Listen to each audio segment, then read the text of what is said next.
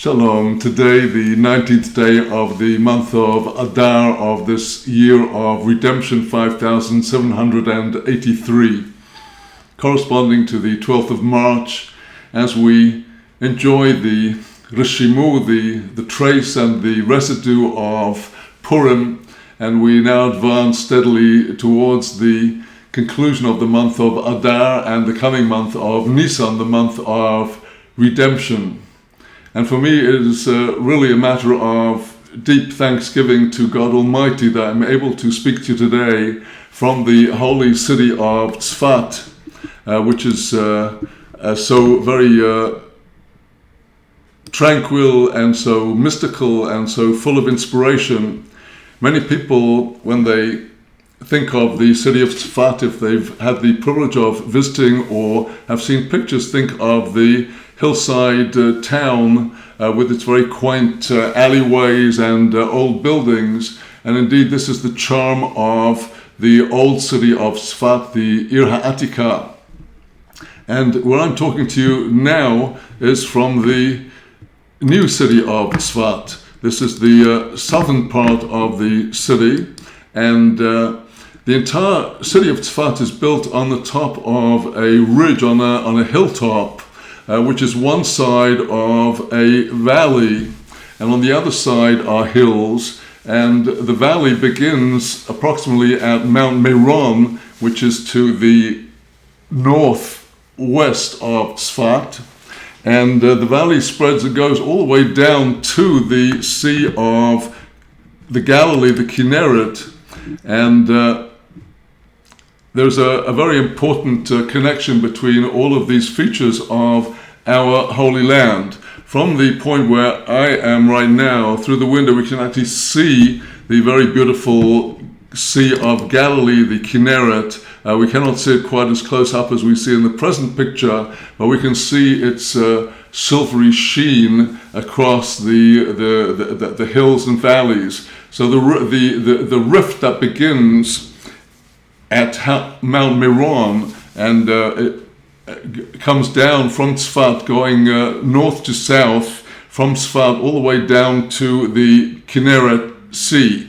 And the name of the valley is known as Nachal Amud, the valley of the Amud, the column. Why that I don't quite know, but it's a very beautiful hike for those who are able to do it, particularly in the springtime with the beautiful green-covered hills and the mountainside flowers and running water.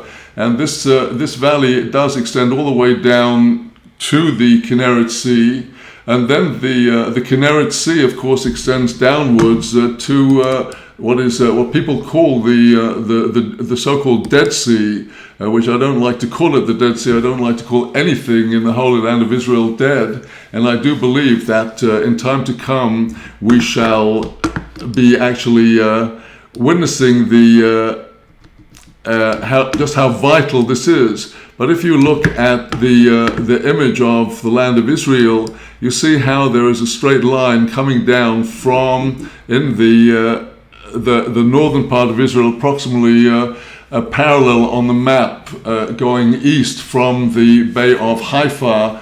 And the Jordan River then starts from the Kinneret.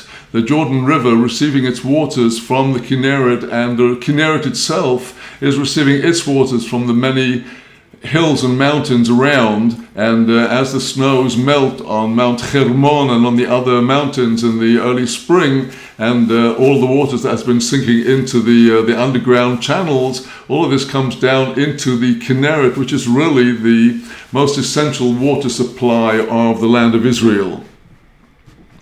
We can see actually just how deep the Kinneret itself, although on the map it seems so very tiny, but it extends quite a way.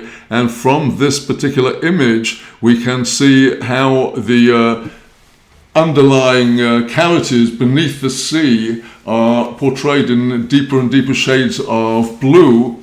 And this indicates that this is an exquisite work of God Almighty.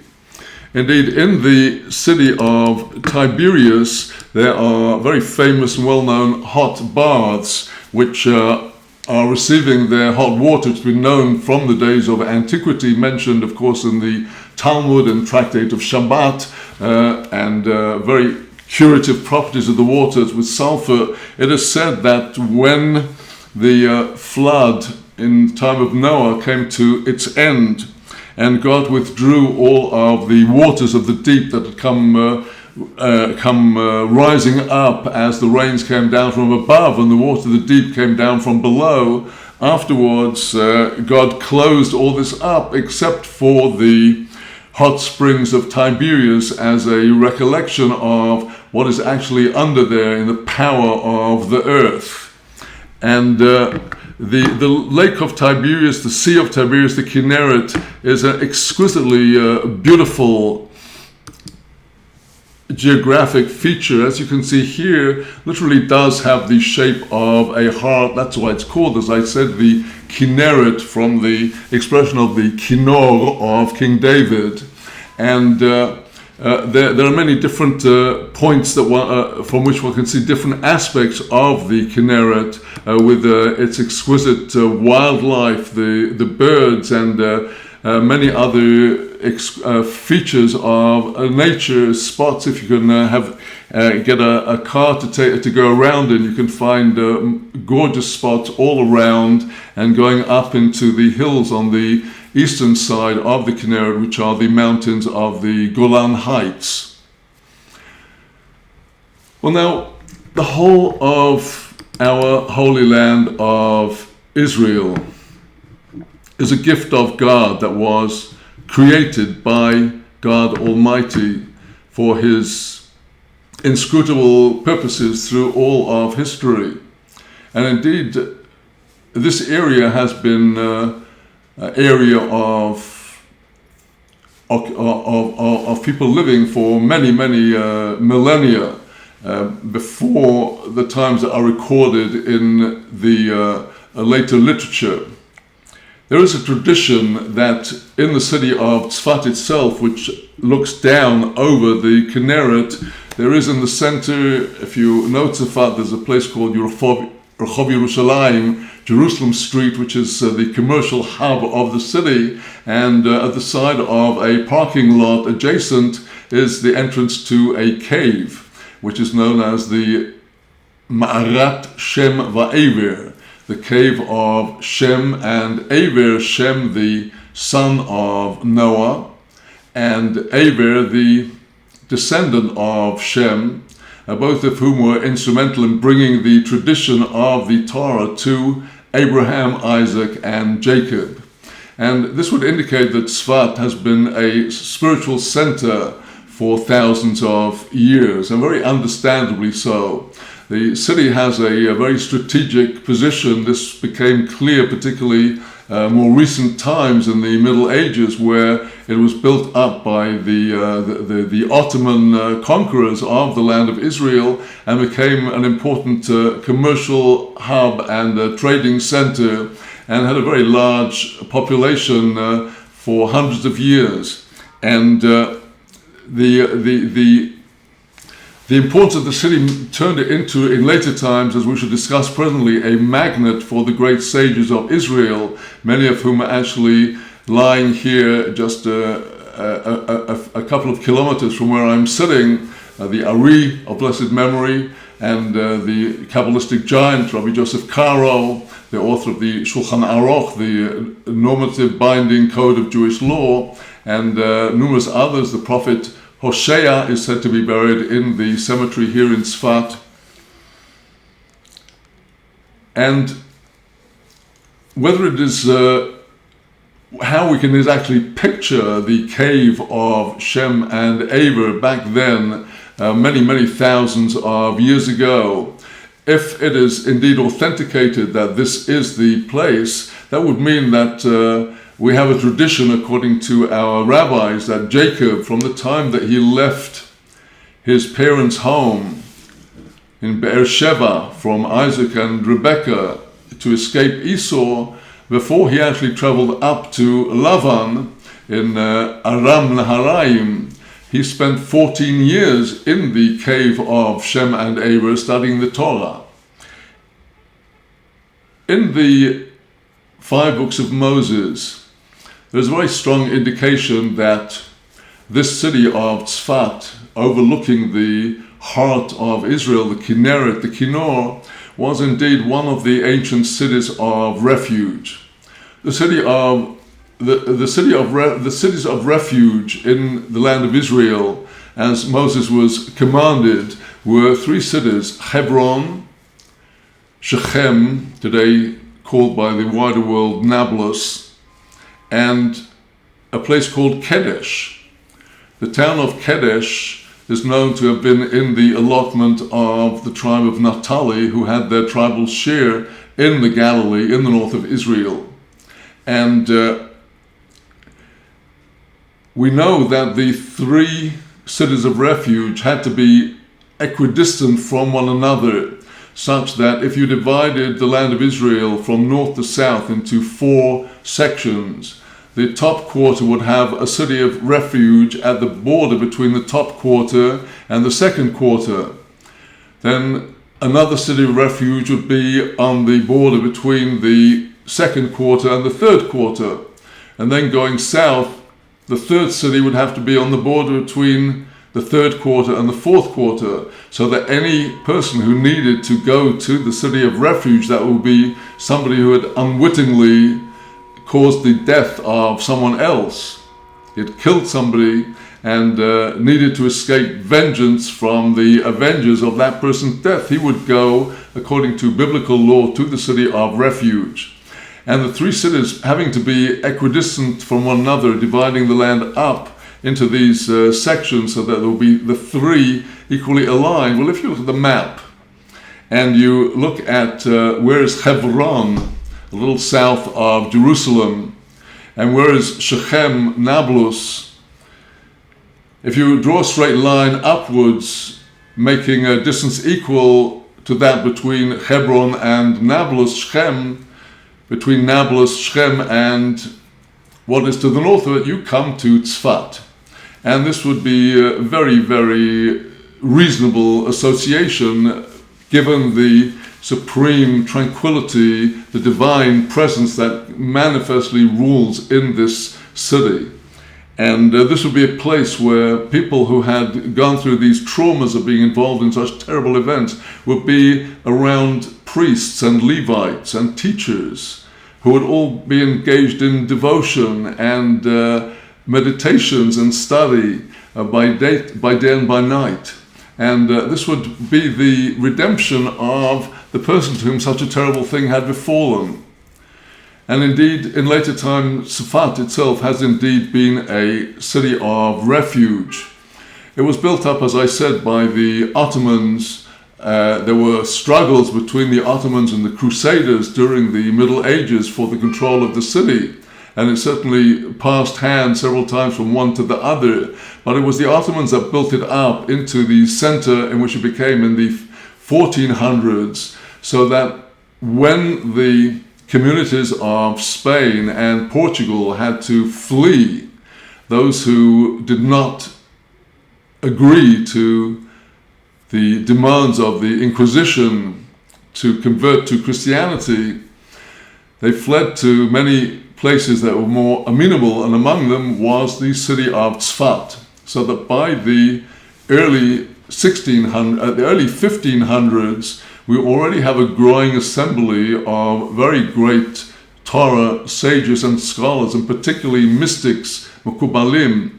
As I've mentioned already, the Ari, the Rabbi Shlomo Alkabetz, the author of the hymn with which we receive the Shabbos, the Chodoidi, and numerous other Gedolim we have in the cemetery here. Rabbi Pinchas ben Yair, he is a Tana, one of the holiest of the Tanas mentioned in the Holy Zohar, and he lies there in the cemetery here with a very conspicuous place of his grave. And it is the souls of all these tzaddikim who are in this city and whose words we study day and night that are giving to the city of Tzfat this unique healing, spiritual healing quality. And having myself fallen in love with Galilee when I first came to Israel in 1970 from green England. And for a person from England, the Negev, the desert, is very arid and hard to come to terms with, whereas the Galilee with its green hills, tree-clad hills, and the verdant fields is such a draw for anybody who already had that English upbringing. And subsequently, when I returned to my Torah observance in my late 20s and came back to Tzfat in 1977, I once again fell absolutely in love with the place and shed many tears on the graves of the tzaddikim in the Bet Almin, the cemetery here, to be able to live here. And with the help of God, my middle son married a girl from Tzfat and came to live here 15 years ago. And he was followed by his younger sister, who chose to live in Tzfat, and she was followed by her younger sister, followed by their younger brother. So we have 4 children in the city with all of their children here. And how do they say, if the mountain won't come to the prophet has to go to the mountain. So I've come up to the mountain to be with my family. And after many years of living in Jerusalem, over 43 years of being in Jerusalem, we've finally come to my dream spot in Tzfat. And the two are very intimately connected, as I shall presently discuss. The two are very, very intimately connected.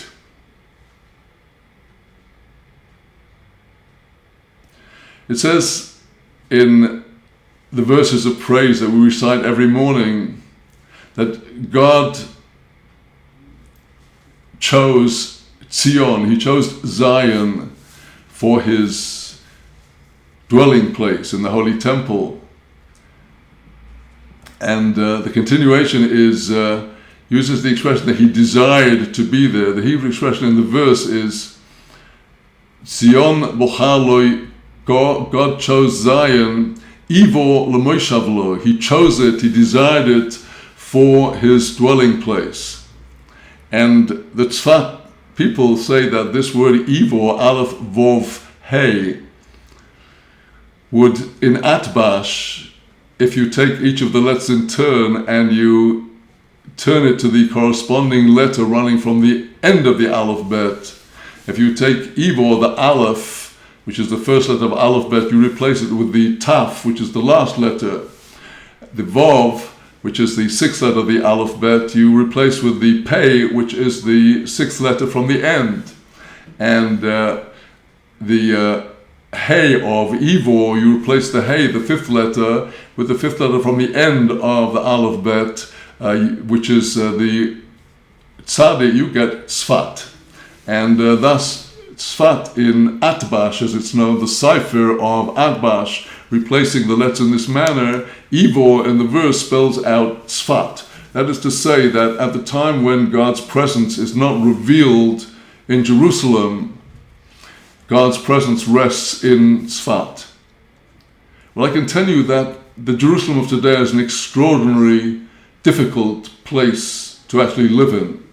For people on a tour, it can be very beautiful, and nothing can compare with the golden sheen of the houses and the buildings of Jerusalem, the white stone, and in its hills, truly a magnificent and a miracle that there is an enormous population of Jews, an enormous population of Arabs, and all kinds of other people, and somehow most of the time there is a balance in the city.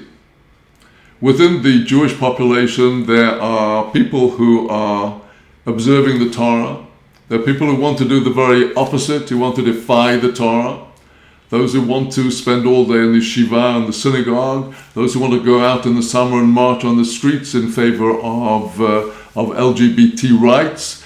A city of enormous tensions within the Torah community. There is this group, there is that group. There have been all kinds of machloket, of conflicts which sometimes gets onto the streets and into physical contact between rival parties. There's police regularly patrolling the streets, demonstrations outside the house where we lived in the very center of the Orthodox part of Jerusalem, Mea Shearim. We had practically once or twice a week huge bonfires when in the streets when the garbage tips were set fire by protesters until the fire people came and the police came, and a very tense place. And to be able to get through that and to get through the different streams of the people has been a very, very great educational experience. And now I thank God that coming to Tzfat has been like, with God's help, a fish getting back into water. And with that, I would like to begin to address now the whole subject of the secrets of the land of Israel and of the connection between Tzfat and Yerushalayim, as we can see now on this map of the land. And you can see how there's approximately a straight line running down from the Kinneret at the top of your screen, down all the way the Yam HaMelech, which is the larger sea, the Salt Sea, that is down on the center of the screen. And Yerushalayim is more or less between the two, at near the northern tip of the Yam HaMelech, the Dead Sea, somewhat to the east, up into the mountains of Judea, sits the holy city of Jerusalem, Yerushalayim, the center of Israel and the center of the whole world and of the whole universe, the place of God's house. And Yerushalayim is known as the heart. In the prophets, we see again and again they speak to the heart of Yerushalayim. Yerushalayim is the heart surrounded by the warring nations, and the Galilee is the mind and the soul and the spirit. And there is a yearning between the mind and the soul and the spirit and the heart, and they must always be connected to one another. And this is one of the great secrets, the deep secrets of Eretz Yisrael, whose very form, as God has kept it and given it to us, has all kinds of connections with the different parts of the human organism, the physical body and the spiritual soul. Rabbi Nachman once said that in the portions in the book of Joshua that describe the allocation of the towns and cities of Israel to the 12 tribes, there are to be found all of the secrets of healing. That is to say that all of these localities are associated with different parts of the organism and have healing qualities. I have indeed, in my library in Yerushalayim, I have a slim volume which actually has a map showing different features of the land in relation to the human form. A very fascinating a book that I was able to pick up once after seeing it in a library. And most clearly under the veneer of the present civilization, which is in the land of Israel, beneath the veneer there is very, very great depth, just as we describe the great depths of the waters of the Kinneret behind the sheen of the waters from above. If you actually look at what's going on down below, the hidden depths of what is there are not at all visible from the surface. It is said that when the children of Israel completed their 40 years in the wilderness, that they had been accompanied for all those years by the well of Miriam. And what happened to the well of Miriam when they entered the land and now lived in the mode of nature as opposed to miracles? And the Midrash says that the well of miracle actually descended into the sea of the Kinneret and that if you stand on the hills above and look, you can see a form that resembles the shape of a sieve, kavara, a filter on the surface of the water, and that is where are the waters of the well of Miriam. Well, now it is said that when Rabbi Yitzhak Luria came to Tzfat at the age of 36 in the 1560s, and he there began to teach his primary student, Rabbi Chaim Vital. One time he took Rabbi Chaim Vital on a boat on the Kinneret, and when they were out in the sea, the Arizal, Rabbi Yitzhak Luria, he takes a cup of water from the sea and he gives it to Rabbi Chaim Vital, and he says, drink this, and he drinks it, and as he drinks it, the fountains of wisdom are opened up to him. Well, now, the Kinneret, the shape of the Kinneret, as we've said, is the shape of the harp. And let us turn to the theme of the harp of King David, which comes up, first of all, in the Talmud, in the tractate of Brachot.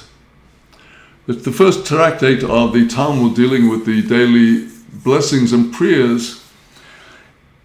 Comes into a discussion about when exactly we are supposed to begin the morning prayers, which requires a discussion about the different stages of the night, so we know when we start the daytime prayers. And there the Talmud digresses into the subject of when exactly is midnight. Because we find in Exodus, in the account of the plague of the death of the firstborn of the Egyptians, that this happened was in the middle of the night, exactly the middle, exactly. But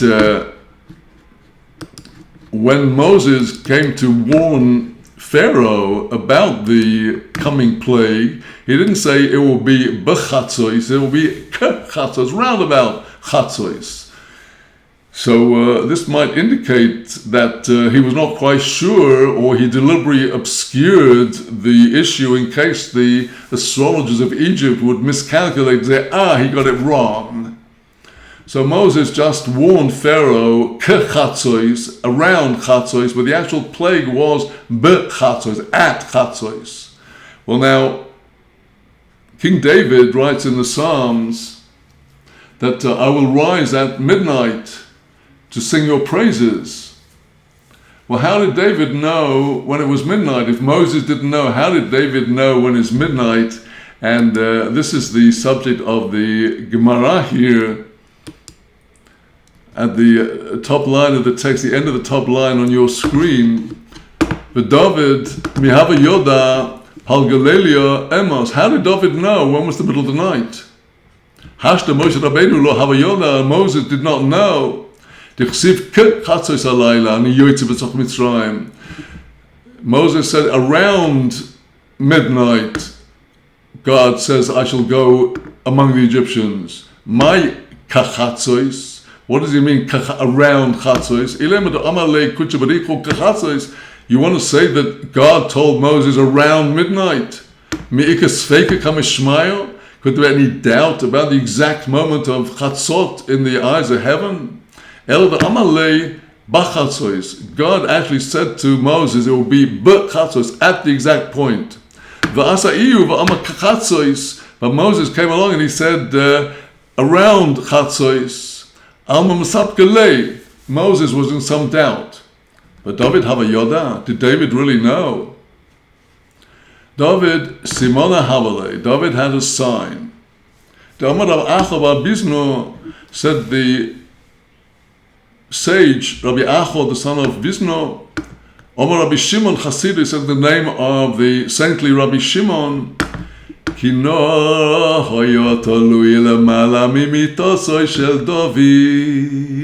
there was a harp that was hanging over above the bed of David.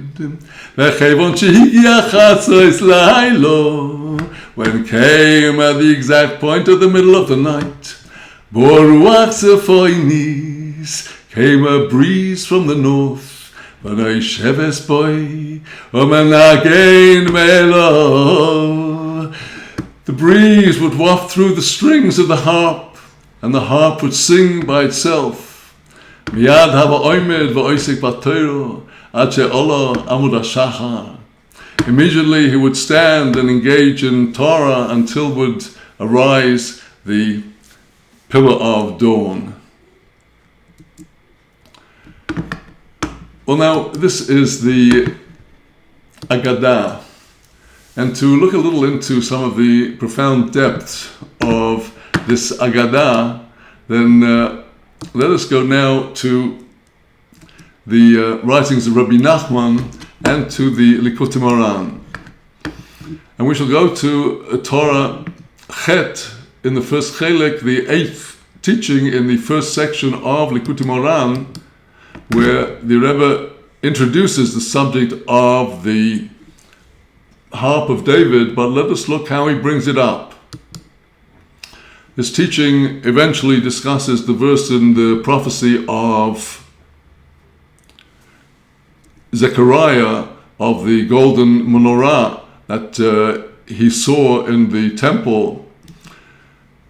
But we will not get to that today. Let us study the very beautiful opening words of this teaching. Hine yokel genuch nayach shekoren krechts me ish Yisrael. How precious is a sigh. A sigh, we call it a krechts, frustration. How precious when this comes from the Israelite person. Ki hu shleimus hachesroinos.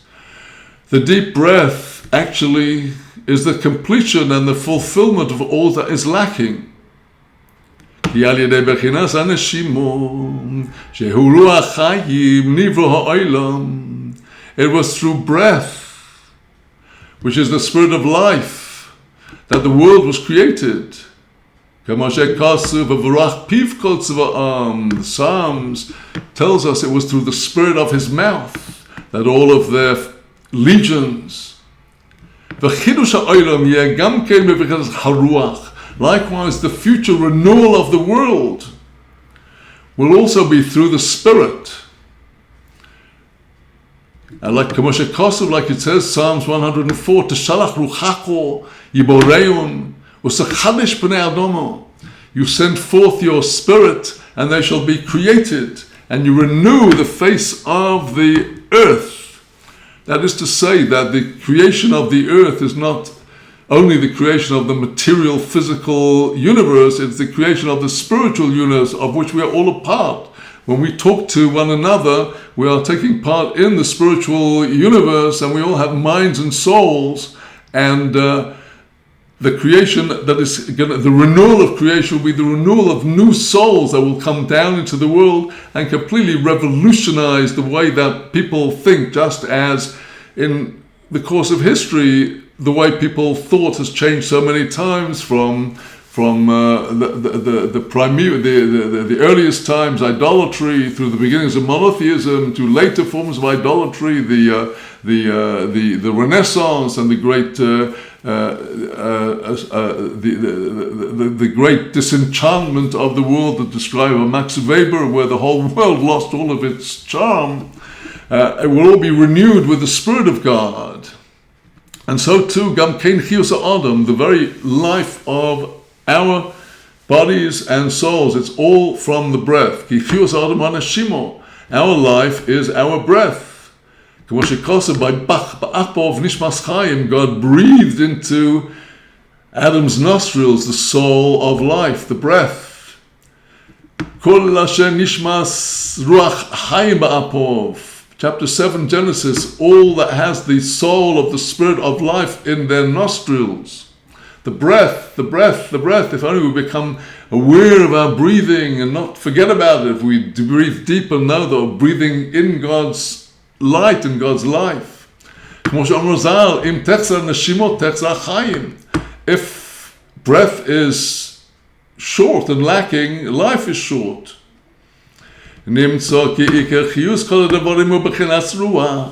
That is to say that the essential vitality of everything is the spirit within it that hovers over it.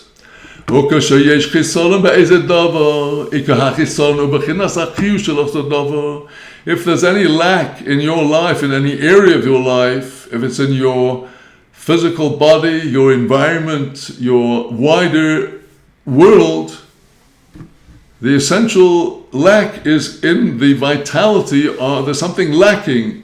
As soon as something is lacking, all kinds of evil forces can take hold.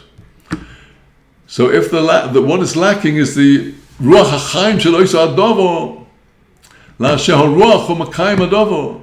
If there's a lack, it's because there's a lack of the spirit of life, because it's the spirit of life that keeps everything sustained. V'ho'anocho, this long sigh, who arichas anashima, that's the long breath.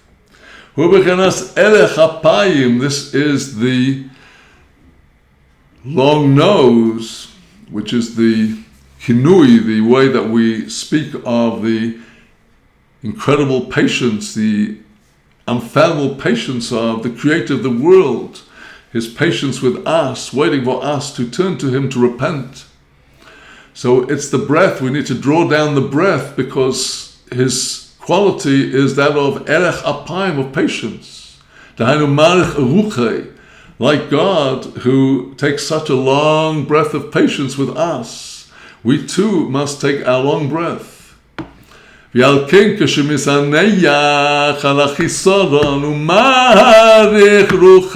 therefore a person sighs, oh, what is lacking? Oh, I didn't get there yet. How can I do it? How can I get there? How can we do it? How can we have it?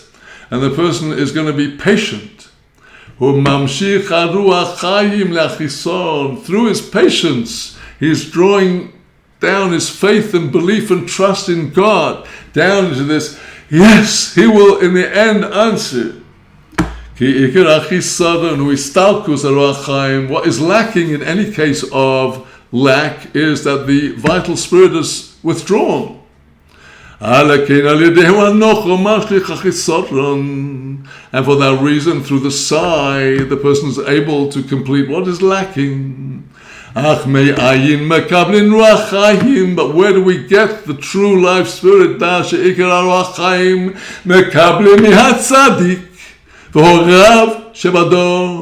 The most essential spirit of life we receive from the righteous tzaddik and the teacher and guide of the generation. The essential spirit of life is in the Torah.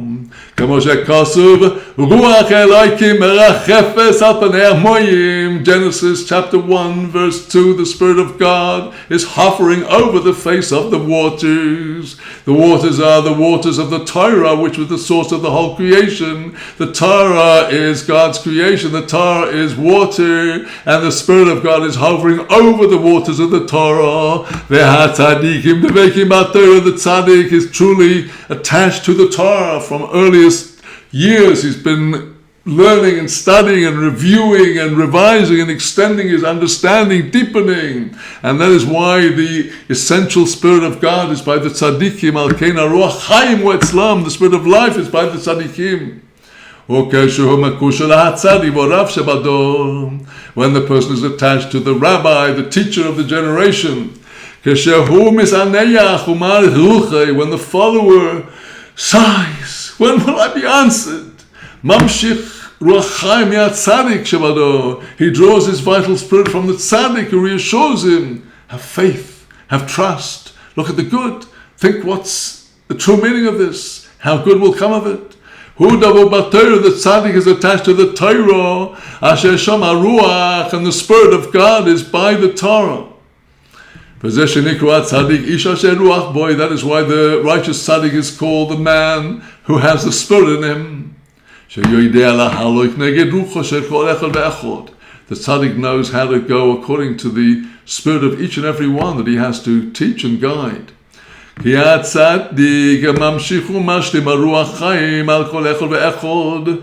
tzaddik is the one that draws down the vital spirit to each one. And now we come to the harp of David. וזה בחינת רוח צפוניס, המנשבת בכינור של דוד. The north breeze that was wafting through the harp of David. כי כינור של דוד היה של 5 נימים. David's harp had 5 strings. כנגד 5 חומשי תורה. The 5 strings of David's prayers correspond to the 5 books of the Torah that David desires to observe to every last letter. The strings of David's heart, the strings of his music, of his songs to Hashem, these correspond to the laws of the Torah, to the beautiful statutes of the Torah.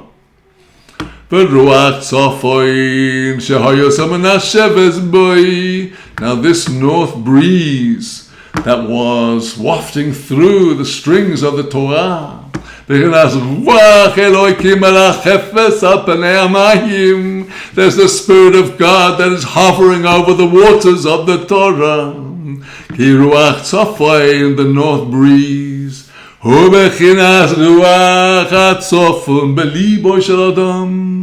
there is a hidden spirit in the heart of each one of us. Because the Hebrew word safon, which we translate as the north, comes from the root of safun, to be hidden. And hidden in each of our hearts, deep within us, is this nakuda tova, the source of divinity within each one of us, because each one of us is a chelek Eloka mimar, each one is a part of God above. And this is our Ruach Chaim, and this is what we need to arouse in the hours towards the morning. Hitzafon choser. We have a tradition that north intrinsically implies lack. In the Kabbalistic system, north and south correspond respectively to north gevurah, strength, power, restriction, limitation, and south teman, negev, chesed.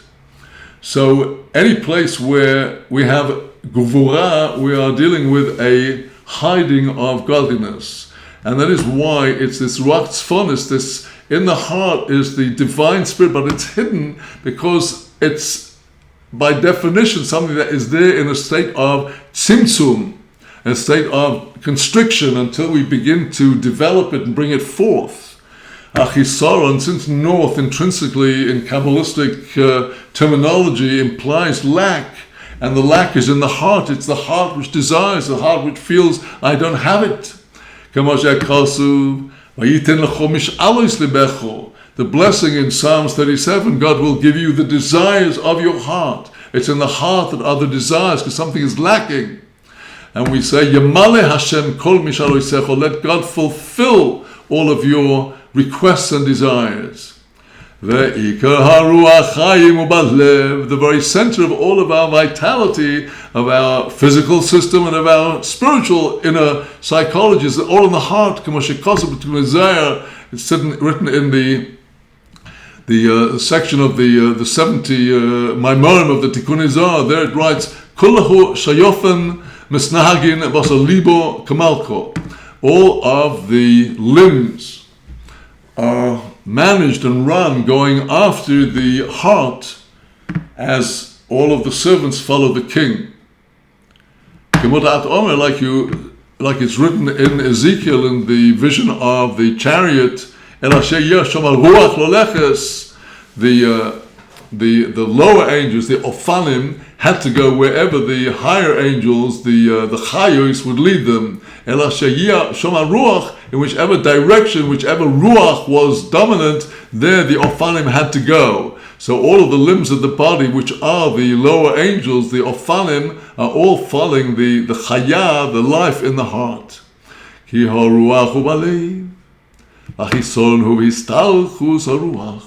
The spirit is in the heart.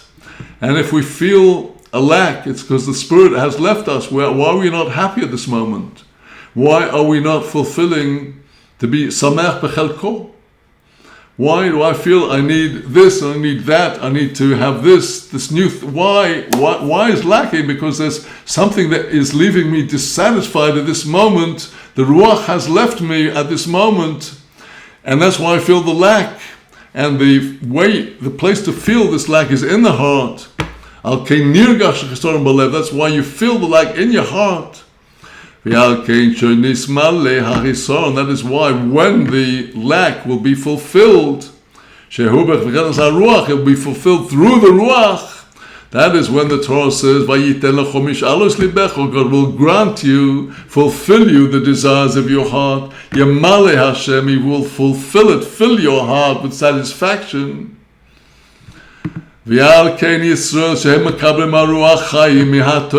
is why the whole people of Israel who receive the spirit of life from the Torah are called by the name of Tzafon. We find in Psalm 83, which speaks about the terrible conspiracies against Israel by the nations, it says, Al amacho yarimu sod, they craftily, secretly plot against your people. Vayisyoatzu al tzfunecho, they take advice and counsel what they're going to do against tzfunecho, your hidden treasured people.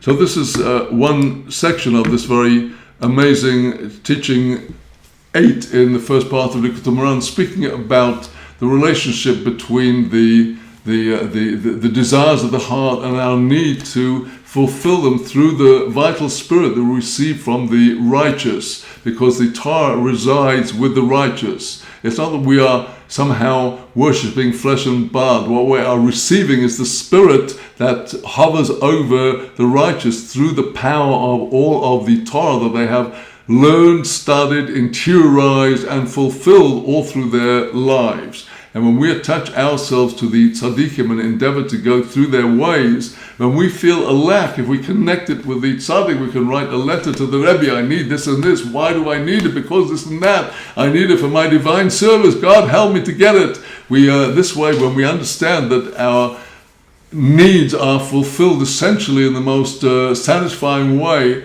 through our attachment to the Torah, then really we have everything. Of course, we can't have everything we need or what we think we need at every moment, because God tests us and He tests our trust and our faith, and sometimes stretches out the test very long. But we need to work on our emunah, work on our bitachon, that we need to learn to breathe very deep at all times and to know that everything we need will come to us exactly when we need it through the grace and kindness of God.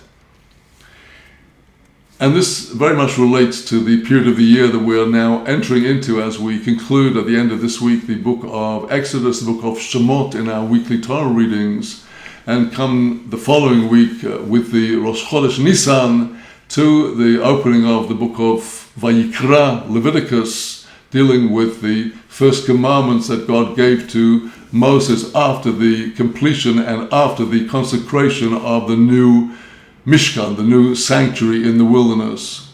And in the portions we've had for the last few weeks, from after Mishpatim we had Teruma describing the vessels of the sanctuary and the structure of the sanctuary. We had the week after Tetzaveh dealing with the garments of the high priest. We had yesterday Kitisa dealing with the conclusion of the vessels of the sanctuary, and then the catastrophe of the worship of the golden calf, which turned out actually to lead to the building of the sanctuary according to the upside down chronology of the Torah, or the right way up chronology of the Torah and our upside down ways of looking at it. And now, this coming week, we have the two portions of Vayakhel and Tetzaveh, which seem to be recounting much of what we had in the previous weeks, and are actually showing how we in the world down here need to create structures that correspond to the divine structures in heaven, the divine government. And that's why we are craving and yearning for our temple. That is the thing that we are sighing and yearning for day by day. That's the thing where we are attaching ourselves to the tzaddikim who have taught us that we need the temple. The temple is vital to the whole world, that there will not be peace in the world, there will not be prosperity in the world, there will not be blessing in the world until we have the temple. David HaMelech with his harp, he was before the time of the temple. He wanted to plant the temple in Jerusalem, with the help of his Rabbi, Samuel the prophet, Shmuel Hanavi, the two of them sat together and they planned the entire temple. When Solomon came to the throne, everything was already ready. All of the treasures that had come to David through his military conquests, all of the materials were stored up ready, and all the plans were ready as devised by Samuel the prophet with King David. At the height of Saul's persecution against David, David was sitting with Samuel devising the temple. And he devised it all out of yearning and longing. And then the temple was destroyed. And now we're waiting for the new temple, which we already envision and see in the prophecy of Ezekiel. And now we need to draw this down through the power of the tzaddikim who are telling us that today our main purpose is to spread chesed, kindness, among our fellow travelers, among our brothers and sisters, to do everything we can to promote the divine light and to teach our brothers and sisters and spread the awareness. And through this will we create the longing and the sighing and the yearning that will bring God's compassion down upon us to bring out what we are waiting. And let us hope that this very year, in the coming weeks, we'll also intensify our devotions that God will already send us the temple ready for eating the Korban Pesach, the Pesach sacrifice, and the coming festival of redemption. That's it for me today, our discussion of David's harp. Now it's up to us to get up and use our own harps, the harps that come through the Spirit, the wafts from our lips, bringing up the words from our hearts and spreading our prayers out, letting them rise up to heaven above, and may they all be fulfilled very quickly in our days.